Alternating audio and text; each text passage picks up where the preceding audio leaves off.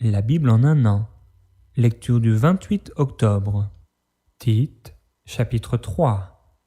Rappelle-leur d'être soumis aux magistrats et aux autorités, d'obéir, d'être prêts à toute bonne œuvre, de ne médire de personne, d'être pacifique, modéré, plein de douceur envers tous les hommes. Car nous aussi nous étions autrefois insensés, désobéissants, égarés, asservis à toute espèce de convoitise et de volupté, vivant dans la méchanceté et dans l'envie, dignes d'être haïs, et nous haïssant les uns les autres.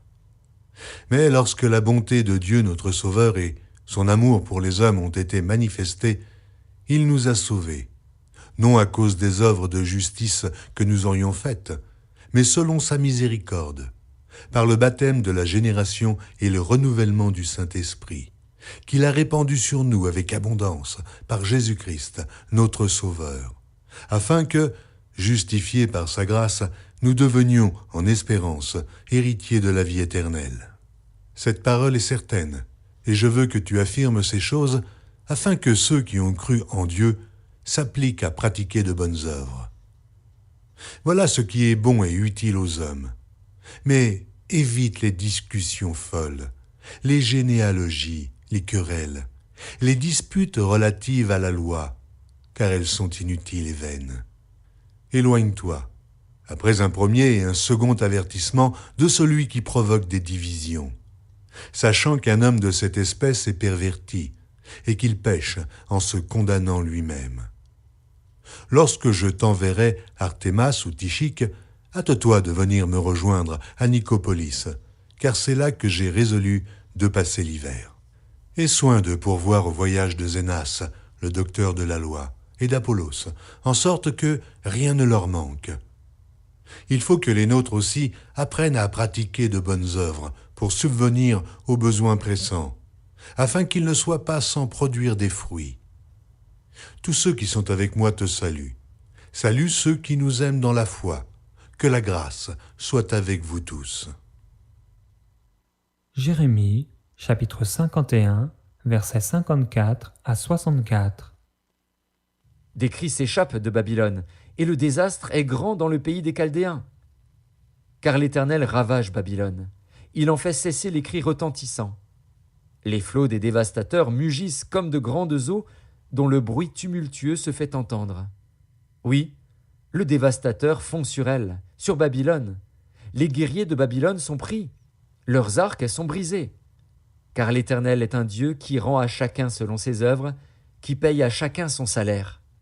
J'enivrerai ses princes et ses sages, ses gouverneurs, ses chefs et ses guerriers. Ils s'endormiront d'un sommeil éternel et ne se réveilleront plus, dit le roi, dont l'Éternel des armées est le nom. Ainsi parle l'Éternel des armées. Les larges murailles de Babylone seront renversées, ses hautes portes seront brûlées par le feu. Ainsi les peuples auront travaillé en vain, les nations se seront fatiguées pour le feu. Ordre donné par Jérémie, le prophète, à Séraja, fils de Nérija, fils de Maxéja, lorsqu'il se rendit à Babylone avec Sédécias, roi de Juda, la 4e année du règne de Sédécias. Or, Séraja était premier chambellan. Jérémie écrivit dans un livre tous les malheurs qui devaient arriver à Babylone, toutes ces paroles qui sont écrites sur Babylone. Jérémie dit à Séraja, « Lorsque tu seras arrivé à Babylone, tu auras soin de lire toutes ces paroles, et tu diras, « Éternel, c'est toi qui as déclaré que ce lieu serait détruit, et qu'il ne serait plus habité ni par les hommes ni par les bêtes, mais qu'il deviendrait un désert pour toujours. Et quand tu auras achevé la lecture de ce livre, tu y attacheras une pierre, et tu le jetteras dans l'Euphrate, et tu diras, « Ainsi Babylone sera submergée, elle ne se relèvera pas des malheurs que j'amènerai sur elle, ils tomberont épuisés. » Jusqu'ici sont les paroles de Jérémie.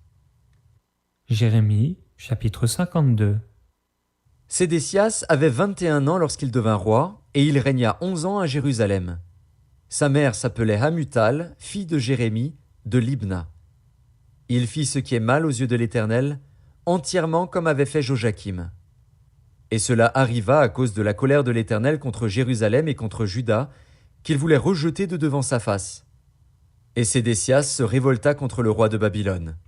La 9e année du règne de Sédécias, le 10e jour du 10e mois, Nebuchadnezzar, roi de Babylone, vint avec toute son armée contre Jérusalem. Ils campèrent devant elle et élevèrent des retranchements tout autour. La ville fut assiégée jusqu'à la 11e année du roi Sédécias.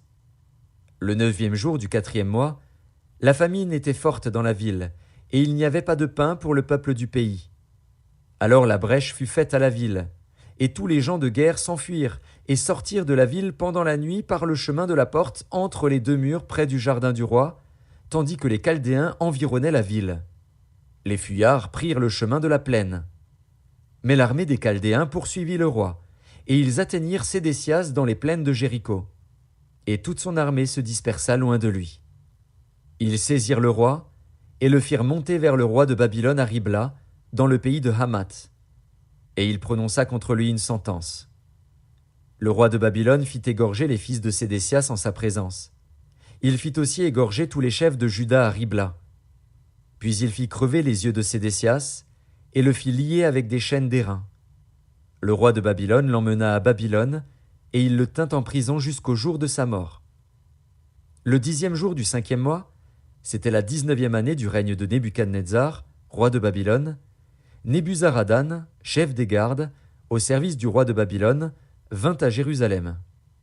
Il brûla la maison de l'Éternel, la maison du roi, et toutes les maisons de Jérusalem. Il livra au feu toutes les maisons de quelque importance.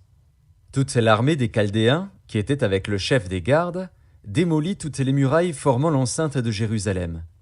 Nebuzaradan, chef des gardes, emmena captif une partie des plus pauvres du pays, ceux du peuple qui étaient demeurés dans la ville, ceux qui s'étaient rendus au roi de Babylone, et le reste de la multitude. Cependant Nebuzaradan, chef des gardes, laissa comme vignerons et comme laboureurs quelques-uns des plus pauvres du pays. Les Chaldéens brisèrent les colonnes d'airain qui étaient dans la maison de l'Éternel, les bases, la mer d'airain qui était dans la maison de l'Éternel, et ils en emportèrent tous les reins à Babylone. Ils prirent les cendriers, les pelles, les couteaux, les coupes, les tasses, et tous les ustensiles d'airain avec lesquels on faisait le service. Le chef des gardes prit encore les bassins, les brasiers, les coupes, les cendriers, les chandeliers, les tasses et les calices, ceux qui étaient d'or et ceux qui étaient d'argent. Les 2 colonnes, la mer, et les 12 bœufs d'airain qui servaient de base, et que le roi Salomon avait fait pour la maison de l'Éternel, tous ces ustensiles d'airain avaient un poids inconnu.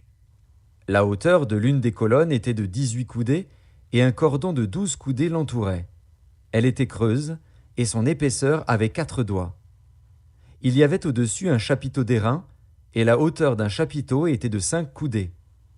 Autour du chapiteau il y avait un treillis et des grenades, le tout d'airain. Il en était de même pour la seconde colonne avec des grenades. Il y avait 96 grenades de chaque côté, et toutes les grenades autour du treillis étaient au nombre de 100. Le chef des gardes prit Seraya, le souverain sacrificateur, Sophonie, le second sacrificateur, et les 3 gardiens du seuil.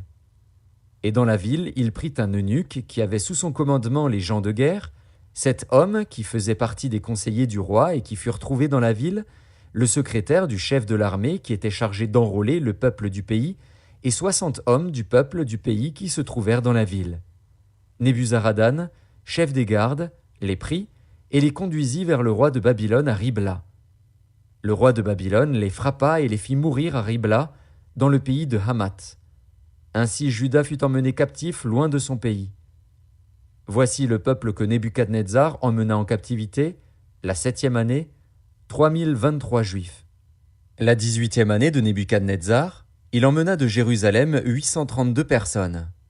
La 23e année de Nebuchadnezzar, Nebuzaradan, chef des gardes, emmena 745 Juifs, en tout 4600 personnes. La 37e année de la captivité de Joachim, roi de Juda, le 25e jour du 12e mois, Évil-Mérodach, roi de Babylone, dans la première année de son règne, releva la tête de Joachim, roi de Juda, et le fit sortir de prison. Il lui parla avec bonté, et il mit son trône au-dessus du trône des rois qui étaient avec lui à Babylone. Il lui fit changer ses vêtements de prison, et Joachim mangea toujours à sa table tout le temps de sa vie. Le roi de Babylone pourvut constamment à son entretien journalier jusqu'au jour de sa mort, tout le temps de sa vie.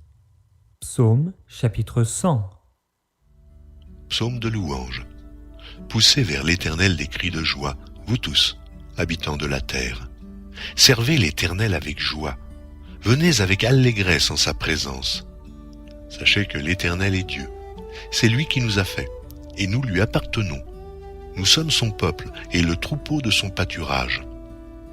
Entrez dans ses portes avec des louanges, dans ses parvis avec des cantiques. Célébrez-le, bénissez son nom. Car l'Éternel est bon. Sa bonté dure toujours, et sa fidélité de génération en génération.